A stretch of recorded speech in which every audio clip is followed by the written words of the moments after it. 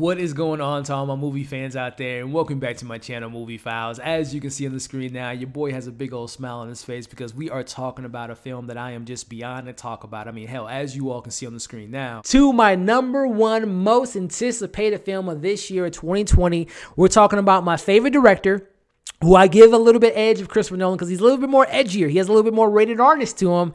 I'm talking about Denis Villeneuve's Dune to one film. Now, this film was the same movie that made my #1 last year, and nothing has changed from last year or this year.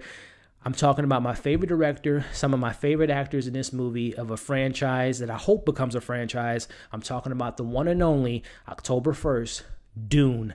Now, I have, first and foremost, you notice your boy has had multiple different haircuts in the last couple of years, but more importantly, we are talking about the film that has been on my most anticipated movies to see for the last 2 years, and we finally seen it, ladies and gentlemen. We're talking about 2021 Denis Villeneuve's Dune. We're talking pros, cons. Did it live up to my personal hype? What was my theatrical experience like? Do I recommend you all check it out? We're breaking it all down here in this spoiler-free review of Dune, but before we break it all down, do me a favor and check me out on all my other social media accounts. If you all are new to the channel, well, welcome to the community. Consider subscribing and hitting that notification bell. That way you can get the alert for when I drop new content. If you enjoyed this spoiler-free review of Dune, we'll make sure to like and share the review. It helps out the channel a lot, but I also appreciate all the support. And in those comments, if you were like me and this is one of your most anticipated movies for the last couple years and running, well, let me know your thoughts on that. But more importantly, once you've seen Dune, whether it was in the theaters or on HBO Max, what'd you think? Let's talk about your pros, your cons, your thoughts on the direction, the story, the performances, the cinematography, the score. Were you disappointed? Were you bored? Do you not want to see more of this story? Let's talk about everything in between in the comments below. And also, we're talking to Denis Villeneuve, and if you've seen a lot of his films, let me know in the comments your top 3 Denis Villeneuve films. I mean, you can let me know if you've seen all his films, your entire rankings, but just share with me your top 3 in the comments below. So, where the heck do we start? I mean, again, this film, man, has so much hype behind it for me personally. Denis Villeneuve is my favorite director. You have the GOAT in Hans Zimmer composing this film. You have incredible actors that I'm just big fans of. I have seen the 1984 Dune, and I've reviewed it on this channel. You can get my full thoughts on that film. I've yet to read the novels, which I plan to do someday, but I am just very, very excited about this IP. Got the chance to see it. Here we are talking about it. Let's start off with my pros, and I want to start this review off by saying, to me, in my humble opinion, after seeing it now in theaters, IMAX, beautiful screen, incredible soundtrack with the sound. We'll get to all that in a second, but I have to say, for me, this is the cinematic experience of 2021 so far. I can completely now understand and kind of sympathize more with my guy, Denis Villeneuve, when he came out many times in the last couple of years saying that Dune needs to be seen only in theaters and not do the whole HBO Max, and understanding why HBO Max is doing what they're doing. And I think for a lot of people, it works for them to be able to see it at home. But now having seen the film in theaters, it's only really meant to be seen on the biggest screen possible with, again, understanding this a caveat that nowadays people have their own big screens and surround sound. But if you have the opportunity to see it in theaters, I highly recommend you all take the chance to experience this film on the biggest screen possible. Let's talk about the production here without diving too deep into the behind the scenes of this film. But I want to talk about the appreciation for when a film of this type of caliber, this type of sci-fi epicness story, Game of Thrones meets, Star Wars, which obviously Star Wars, Star Trek, a lot of sci-fi that I love have been inspired by Frank Herbert's novel Dune. Shooting on location, creating actual sets and sound designs or sound stages, it makes it feel so real. It makes it feel so authentic. And the balance of the visual effects, the practical effects with the VFX were perfectly molded together, in my personal opinion. And this is why I love sci-fi, ladies and gentlemen. It's feeling the planets. It's going to the different planets. It's feeling like it's been lived in. The ships have been used multiple times in the last decades in these films. The environments feel authentic. I can't stress enough how visually stunning this movie is. And when it comes to that time of the year when films get the appreciation they deserve, like a Dune, you best believe, you know, visual effects, production will be nominated because this film is absolutely stunning. But I want to talk about the man who put the film together. This is it's an ensemble, right? It's the director, it's the DP, it's the cinematographer. But I want to talk about the captain of the ship. I'm talking about my favorite director, Denis Villeneuve. I mean, just look at his filmography speaks for itself. Prisoners, Enemy, Sicario, Arrival, my personal favorite sci-fi film of all time, Blade Runner 2049. He's been gone for 5 years, but this is like for my basketball MJ Bulls fans being from Chicago. This is like when MJ took a break from the game and came back rocking that 45 jersey and came back like he never left. Denis Villeneuve is on the peak of his game, ladies and gentlemen, and this is, to me, this film and all his films just continue to show to me why he's the best director in Hollywood. I love Christopher Nolan, Jordan Peele's, you know, all the great directors that we have in the game now. Your Martin Scorsese's, you know, Quentin Tarantino's, Spike Lee, all those people are fantastic. But to me, Denis Villeneuve just has this special, unique touch to his films. They feel so visceral, they feel so detailed and meticulous, and for him to handle this IP, which for some people, it might be very dense. I mean, this is a very dense subject matter. I mean, a lot of people, again, it's Game of Thrones in space. This story has politics. It has betrayal. It has war. It has family dynamics. It has relationships. It has coming of age. There's so much molded and built into this world and this mythology and the mythos that's involved here. It's a lot of stuff going on, but I personally think they got the best man for the job, and Denis Villeneuve, and I was just completely in awe on how he was able to convey this dense material. I believe, personally, if you haven't read Frank Herbert's novels, or if you haven't seen the 80s film by David Lynch, if you haven't seen the miniseries, I personally think you can go into this film and still kind of understand. There might be some things, some nuances that you might not completely be able to digest with the film, but I think that Denis Villeneuve did the best that he could of bringing this material to the big screen, to pulling out the great performances from his actors and his cast, and I thought that he did a great job of allowing the story to be told. And there's a lot of exposition in this film, but I think that the exposition was molded perfectly and paced perfectly with the direction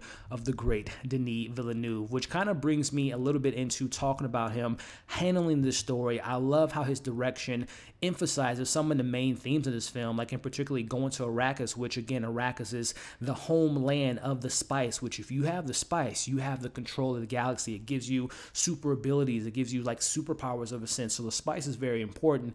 But what gets forgotten about Arrakis is the people that inhabit Arrakis, right? And that's the Fremen. And I love how Denis Villeneuve kind of puts in this modern day story of how people in very, you know, I think of lands that have oil, of lands that have gold, land that have a lot of great resources, but they forget the people that have been minding and protecting the resources. And I love how Denis Villeneuve was able to show and emphasize how formidable the Fremen are and how important they can be to the galaxy. So it's just so many things that Denis Villeneuve did so well in this film. And again, it just proves to me why he's the best director working in the game, in my opinion. And when it comes to, I talked about the production getting nominated, listen, I would not be surprised if Denis Villeneuve's name get brought up when it comes to Best Director based on this film, in my personal opinion. But let's break it down. I talked about him allowing his actors to do what they're great at, which is acting. Let's talk about the performances. And I have to say, I mean, first and foremost, his cast is absolutely insane. Incredibly beautiful people, incredibly talented people. And not everyone has the same screen time as you all would imagine. If everyone had the same amount of screen time, this would be a 10-hour film. But even with that being said, even if someone didn't have the most screen time, I feel like every actor that was on screen gave us their best. They left an impact on the film, whether it be Javier Bardem as the leader, as the Fremen. We're talking about Sharon Duncan-Brewster as the lead of the Arrakis Science Department. We're talking about Stellan Skarsgård as the Baron, Josh Brolin as Gurney, Dave Bautista, Zendaya. I mean, seriously, this cast is absolutely perfectly cast, and everyone brought their A game. But there were some characters that I think stood out to me personally, and I want to start off with the character that I knew I was going to really enjoy, and I'm a big fan of this actor here, but I think he might have stole the film, and I'm talking about Jason Momoa as Duncan Idaho. Man, he had so much fun in this film. You could just tell that he was given the job of, because this is a very dense film. This is a very serious film, but Jason Momoa as Duncan Idaho, who's a warrior, who has loyalty to the Atreides family, who is a strategist. He is a weapon expert. He has a lot of heart to him, but he also has a lot of levity to him, and he just brings so much life to this role. And seriously, I think he stole every scene that he was in, and I can't forget, He's a complete badass, ladies and gentlemen. But more importantly, like I said, going back to the performance of Jason Momoa as Duncan Idaho, his relationship with the Paul and with Duke and with Lady Jessica, you just felt that loyalty. And I seriously mean it. When you all see this film, Jason Momoa, my man, he does a great job. And like I said, I think he might be my favorite character in the entire film. But I want to talk about the chemistry of these actors, and particularly the family dynamic, the family element between Timothée Chalamet and Rebecca Ferguson and Oscar Isaac as the Atreides family. And not only does it look like if, you know, Oscar Isaac and Rebecca Ferguson, if they had a child, it would be Timothée Chalamet, but in seriousness, I felt the family. I felt the dynamic. I felt that they were perfectly cast, and I felt like they were the heart and soul of this film, because it's really a story about family and what legacy means to family, right? Whether it be the moments with Paul struggling with two different legacies. He has his father, obviously, with Duke Leto as, you know, the leader of the Atreides and the family. There's so much lore and mythology and so many people that came before him. Paul has to take on that reign to be the next leader of, you know, everything that they have going and being the stewardship to Arrakis. So there's that, obviously, that kingship, right? Having that king, having that throne, and kind of that side of the story. And then you transition to what he has to, the responsibilities that he has with his mother, with Rebecca Ferguson and her whole connection with Bene Gesserit, which has their own set of abilities, and they're able to control their mind. You know, fear is the mind killer. So he has this struggle that he has to go with. Do I take on my father's throne? Do I go down the path that my mother went down? It's you can see him being torn and seeing him how that impacts him. And I love how this film, even though it's this super epic sci-fi tale of war and politics and betrayal, it's a story about coming of age and seeing Paul Atreides. Which way will he go? Will he follow his father's footstep? Will he go down the path of his mother? Will he go down his own path? I really love that element that the film has to offer. But individually speaking, Oscar Isaac was great. He demanded your attention. I thought that Jessica, played by Rebecca Ferguson, was fantastic. And the chemistry, again, amongst those three main family members were incredible. But just shining a little bit of light on the lead of this film, Timothée Chalamet, who's had a really great career so far, mostly focusing on a lot of like smaller independent films. But this is really his first time leading a big blockbuster film, and I thought that he completely sold me as Paul and brought him to life and really showed you a range of emotions, whether it was, again, which path do I take? Do I have to be this leader? What if I don't want to be a leader? Who is the person I'm dreaming about? Which route should I take in my life? It's just so much that Paul had on his plate, and I thought that Timothée Chalamet did a great job of leading this film and really kind of set the tone for the rest of this film in regards to going on this hero's journey, essentially, as a lot of people like the Fremen on the Arrakis look at him as a messiah. So I really thought that Timothée Chalamet brought his A game in this film. But I don't want to leave out some things that stuck with me in regards to my theatrical experience as watching this film, which I personally do think that every single frame is absolutely picture perfect. It is beautiful to look at. And there's some things that kind of stuck in my head. I don't want to give too much away, but I'll just go with some things like the first time seeing the sandworms on Arrakis reminded me so much of the Denis Villeneuve Sicario film. If you all have seen that film, and the highway scene, how tense and how much tension was built in that moment. Such a perfect scene in this film.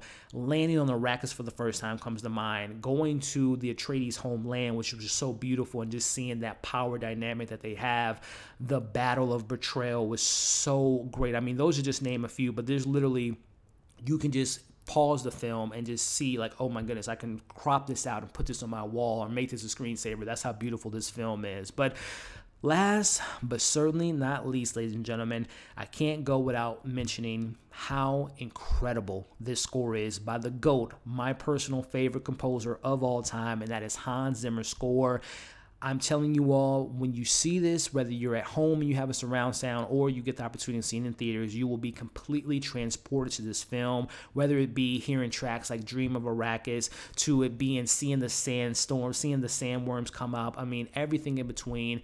He's the GOAT. This score is absolutely fantastic. I've already downloaded it. I've listened to it several times, and this is such a perfect score for this type of film. So again, the GOAT continues to do his thing. But let me transition over to, I've been praising this film for 10 minutes now, but let me transition to some things that were on my criticisms of the film. I have to say, again, I mentioned how incredible this cast is, and I mean, it is a ensemble, huge, talented, stacked cast, but unfortunately, as I expected, not everyone gets as much development as I would have personally wanted. If you weren't Paul Atreides or Lady Jessica, unfortunately, there wasn't as much deep dives or much development into the characters. I think, for example, Zendaya Zendaya, who I'm a big fan of as Shani, she has moments mostly in flashbacks, which I got to say that's one of my other criticisms. All the flashbacks kind of felt repetitive. It was almost like we were reliving the same flashbacks with a little bit of nuance, a little bit of new details. But I think of a character like Shani. I think of the Fremen as general. They don't have as much development in this part 1, which actually brings me to my next point.